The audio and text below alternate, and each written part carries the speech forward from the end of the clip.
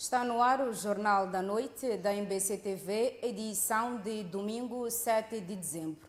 A seguir, as notícias que marcam a atualidade nacional. O Presidente da República, Daniel Chapo, efetua a partir de hoje até terça-feira uma visita de trabalho a Portugal, onde vai participar na 6ª Cimeira Bilateral Portugal-Moçambique, que terá lugar na cidade do Cabo. O chefe de Estado vai igualmente participar no Fórum Econômico promovido pela Agência para Investimento e Comércio Externo de Portugal. É a segunda visita de Daniel Chapo em 5 meses a Portugal. 5 meses depois, o Presidente da República, Daniel Chapo, está de regresso a Portugal, onde, desde este domingo, realiza mais uma visita de trabalho, desta vez inserida na 6ª Cimeira Bilateral Portugal-Moçambique, agendada para a cidade do Porto.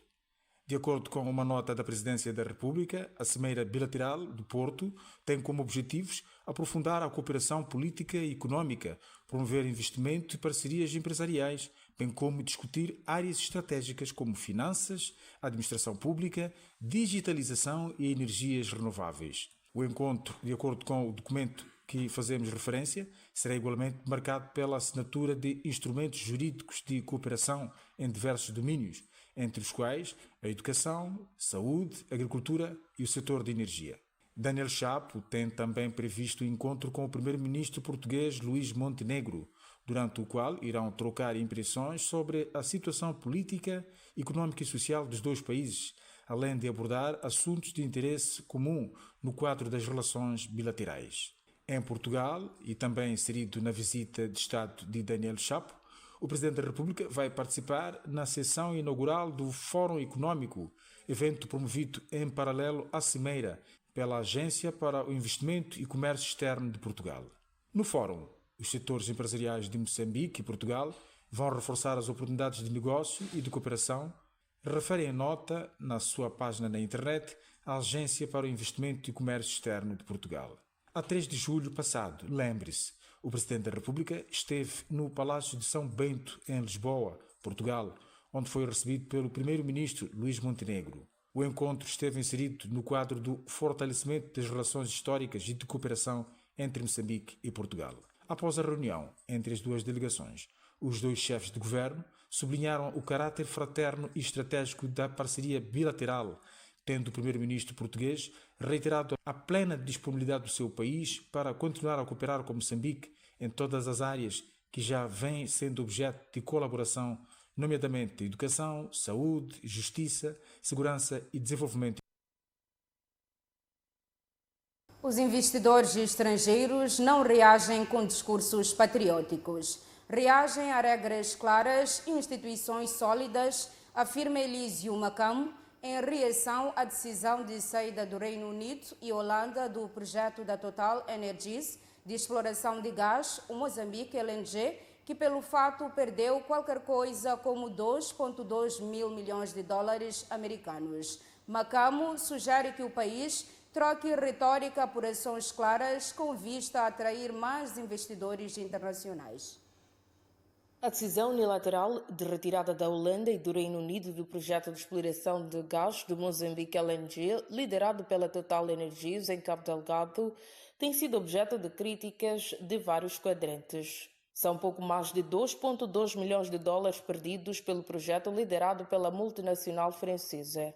Vozes existem que olham para a medida como resultado da desconfiança dos investidores na viabilidade do projeto ou mesmo da desconfiança do Estado moçambicano. Para o sociólogo e comentador da MBC-TV, Elísio Macamo, as decisões internacionais não podem ser interpretadas como ataques morais. Então, se nós continuamos a interpretar acontecimentos internacionais como ataques morais, vamos perder aquilo que realmente importa e que é a oportunidade de pensar estrategicamente.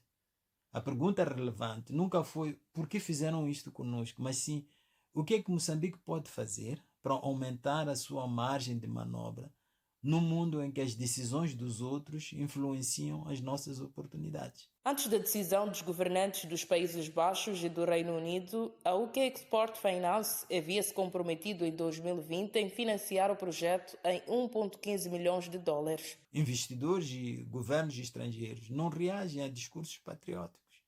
reagem a regras claras e a instituições sólidas. E a segunda coisa é que é essencial transformar esta decisão britânica numa oportunidade diplomática. Ao invés de confronto, o país deve procurar diálogo técnico discreto com os Países Baixos, por exemplo, com a União Europeia e com todos os parceiros que influenciam mecanismos de financiamento e seguro público.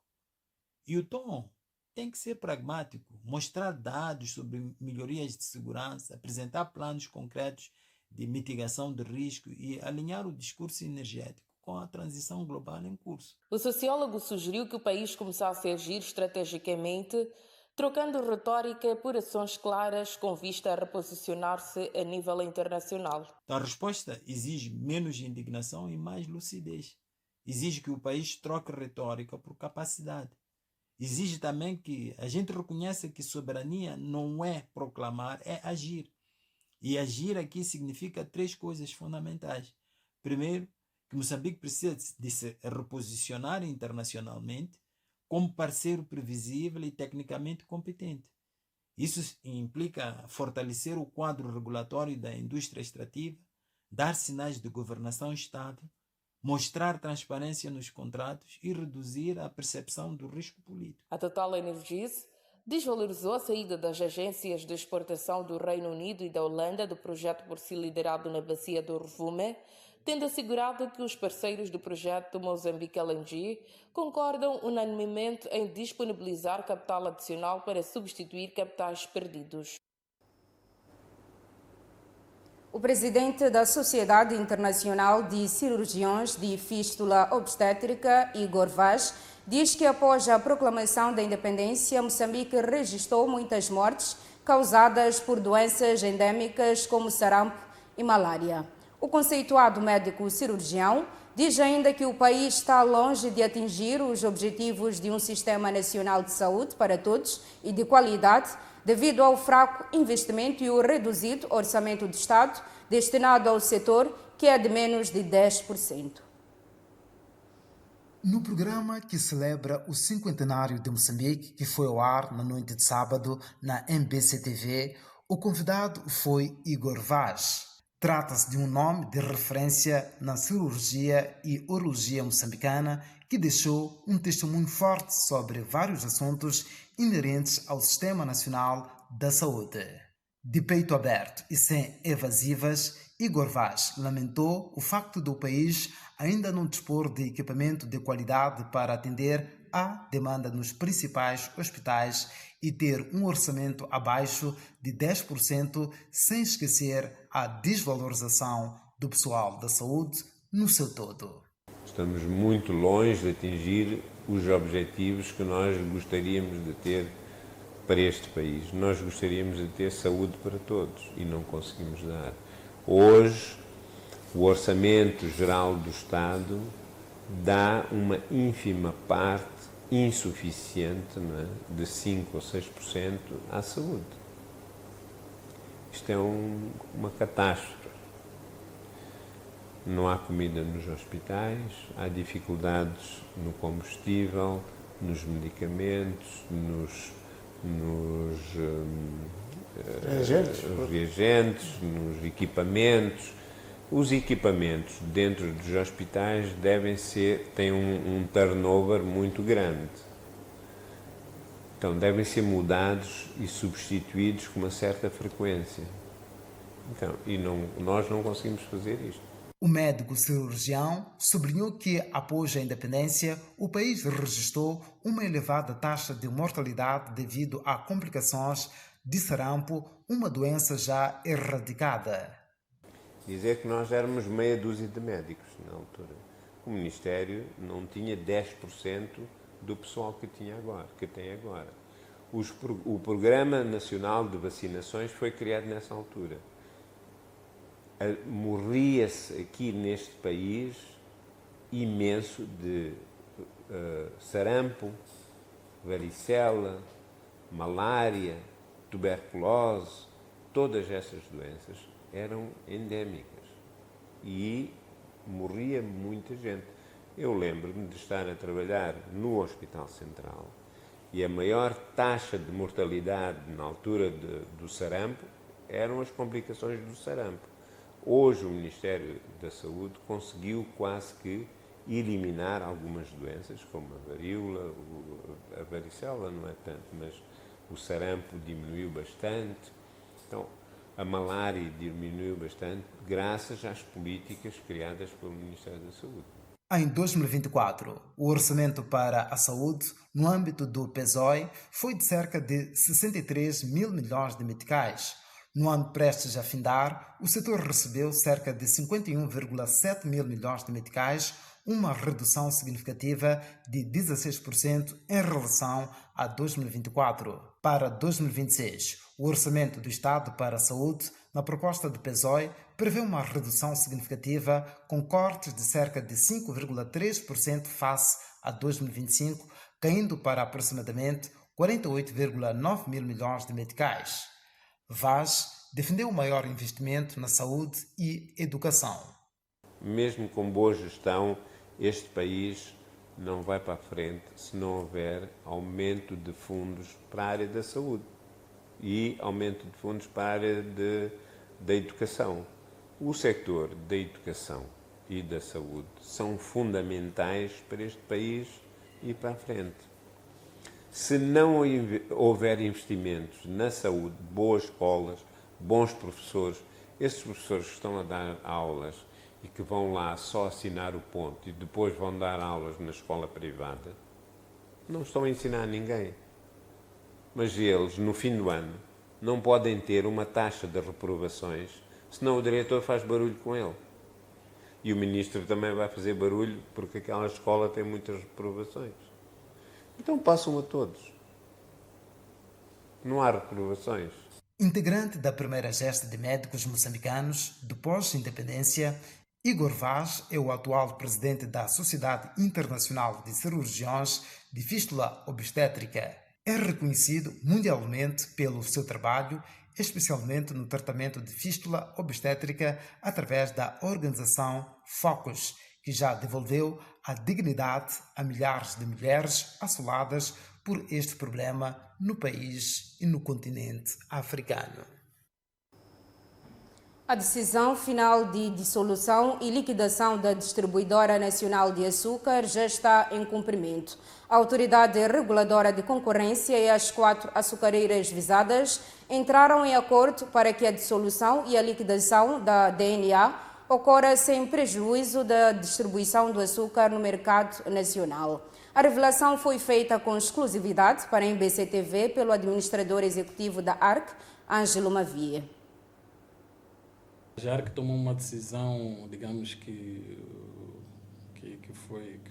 foi publicada no BR sobre uma prática anticoncorrencial que foi investigada desde 2002.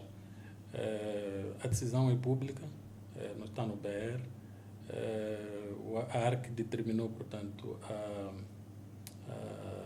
a dissolução e liquidação da DNA até 2027 para abrir espaço à concorrência e permitir que outros atores possam entrar no mercado de distribuição do açúcar. Essa decisão, portanto, a decisão final foi precedida de um acordo de transação entre a ARC e as empresas visadas. Então, neste momento, a decisão está em cumprimento e as empresas estão a seguir aquilo que é o plano acordado, o acordo acordado entre a ARC e essas empresas com vista à dissolução, digamos, ordenada da Direção Nacional, da Distribuidora Nacional do Açúcar, por forma que não crie, digamos, uma perturbação no fornecimento ou na distribuição daquilo que é o açúcar. O administrador executivo da ARC, Ângelo Mavia, afirma que a instituição, que atua há 4 anos, está atenta a todos os setores da economia para evitar casos de práticas restritivas de concorrência ou abuso de posição. Sempre que detectamos, digamos, uma prática restritiva da concorrência, seja ela do cartel ou de abuso de posição dominante, a ARC inicia imediatamente uma investigação. A ARC também, sempre que tomar conhecimento por qualquer via, ou se alguém fazer uma denúncia sobre uma prática restritiva da concorrência em qualquer setor da economia, a ARC, portanto, procede à abertura de inquérito, inicia com a investigação para determinar se essa denúncia constitui uma prática anticoncorrencial ou não. Se constituir uma prática anticoncorrencial e for provado, a ARC toma, digamos, aquilo que são as medidas previstas na lei. Portanto, a ARC está atenta a tudo o que está acontecendo no mercado para poder, digamos, restabelecer a concorrência efetiva. A Autoridade Reguladora da Concorrência tem 4 anos, digamos, de atuação, de implementação no mercado. Nós, durante esse tempo, fizemos um processo de divulgação do quadro legal da concorrência, porque essas matérias são novas para todos os players que estão no mercado. Então, isto é uma nova maneira de ser. E tivemos que fazer um processo de divulgação sobre o quadro legal, aquilo que nós chamamos de advocacy da concorrência, para que os agentes econômicos saibam quais são as práticas proibidas à luz da lei da concorrência. Depois dessa divulgação, iniciamos com a própria implementação. Portanto, neste momento, penso que o setor privado está ciente de como é que deve se comportar, portanto, no mercado concorrencial.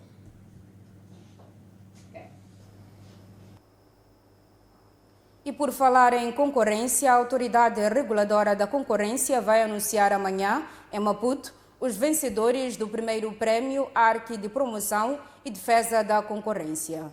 Inserido nas comemorações dos 50 anos da independência, visa incentivar a realização e publicação de artigos acadêmicos e científicos sobre a concorrência e regulação de mercados em Moçambique, estimulando desta forma a investigação científica nas áreas em alusão. Este prémio foi instituído, portanto, pela Autoridade Reguladora da Concorrência, no quadro das celebrações dos 50 anos da independência nacional.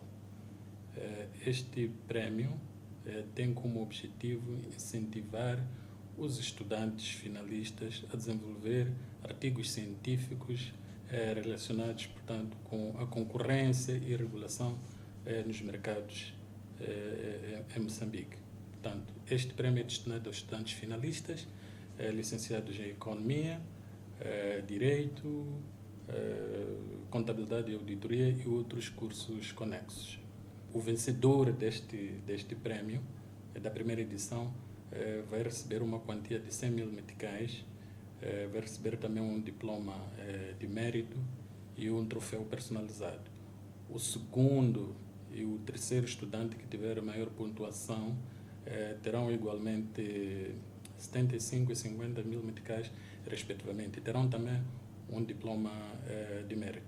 Nós achamos que isto vai, digamos, incentivar cada vez mais os estudantes a participar nesta iniciativa.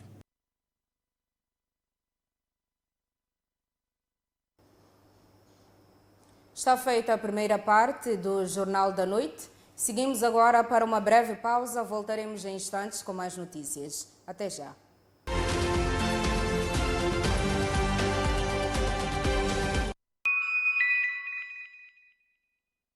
O futuro está mais próximo do seu negócio e cada segundo conta. Com internet dedicada de alta velocidade, as suas operações são contínuas, ágeis e eficientes. Com soluções de segurança e cloud confiáveis, toda a sua informação está protegida. Na TV Cabo Negócios, monitorizamos em tempo real o desempenho da sua rede e garantimos suporte técnico 24 horas por dia. É mais que tecnologia, é o futuro do seu negócio. TV Cabo Negócios, o futuro é agora. TV Cabo, sempre ligados. No coração de Ponta Malongane, entre a natureza e o mar, existe um refúgio pensando nas famílias. Bruma Homes, uma casa de praia para quem valoriza conforto, sofisticação e momentos de qualidade. Cada estadia é uma oportunidade de viver o melhor da vida e colecionar memórias inesquecíveis. Reserve já a sua experiência em família na Bruma Homes Malungane.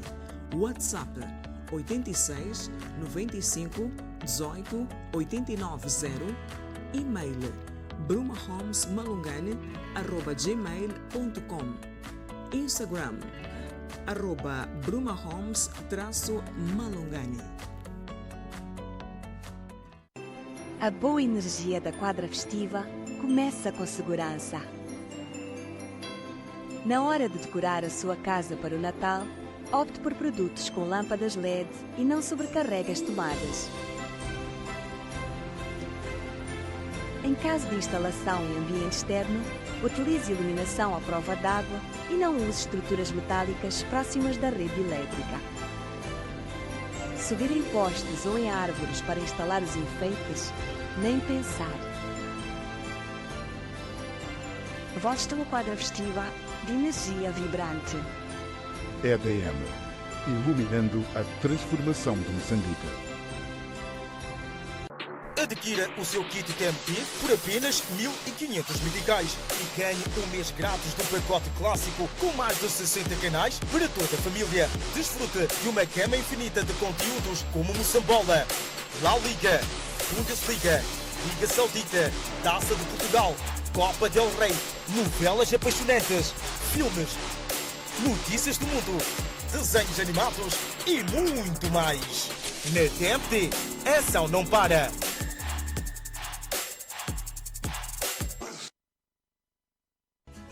Vantagens de investir em bolsa: negociação no mercado regulamentado, isenção de imposto de selo na transação de títulos cotados na bolsa.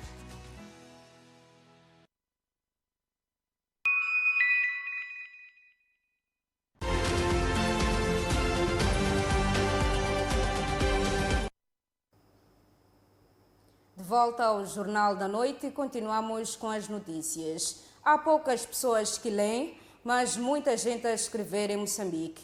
Quem o diz é Juvenal Bukwani, escritor moçambicano com 40 anos de carreira, que lançou na última semana a sua mais nova obra, intitulada Há Sempre um Rabo de Fora e Outras Histórias. Uma coletânea de 13 contos que ficcionam a realidade da sociedade moçambicana.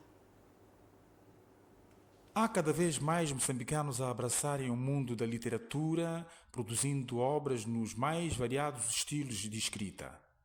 Paradoxalmente, pouca gente lê, apesar da disponibilidade de livros, sejam eles de contos, provérbios, poesia, entre outros.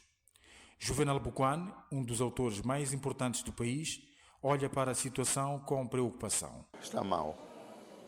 Está muito mal. Lê-se pouco. Muita gente não se interessa pelo livro, não se interessa pela leitura. Interessa-se mais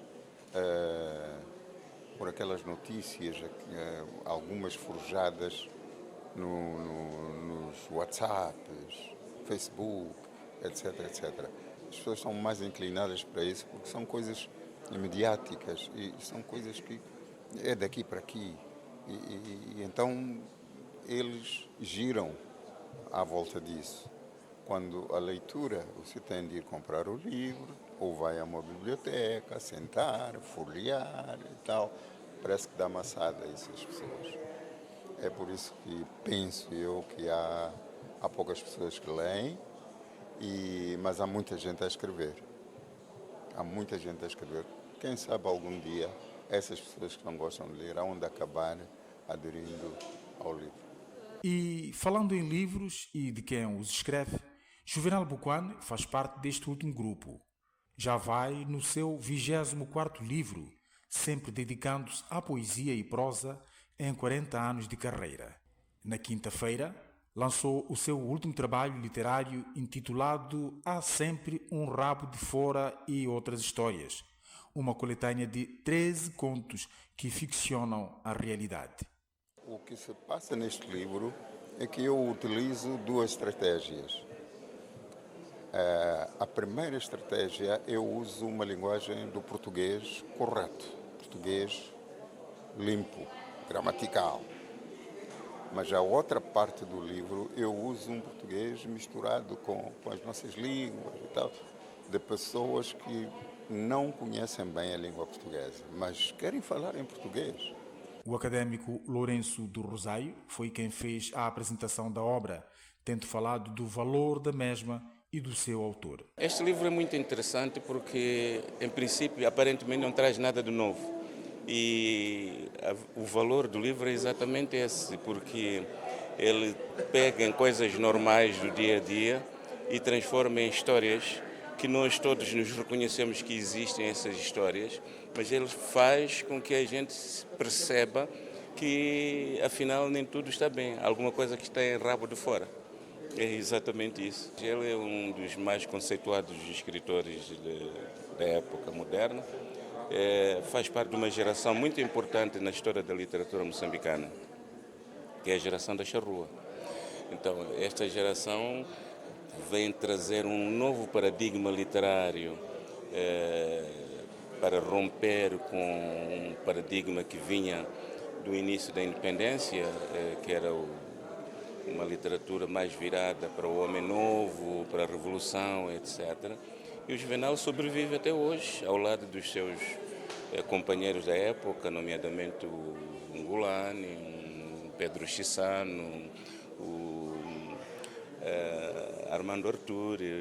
Portanto, são pessoas que devemos, e o Filimão Meigo, né? São pessoas que nós devemos, de facto, muito no que diz respeito ao avanço da literatura moçambicana. Pertencente a uma geração mais jovem de escritores, Lucílio Manjate tem em Juvenal Buquano uma referência e fonte de inspiração. O lançamento desta obra de Juvenal, mais uma obra de Juvenal,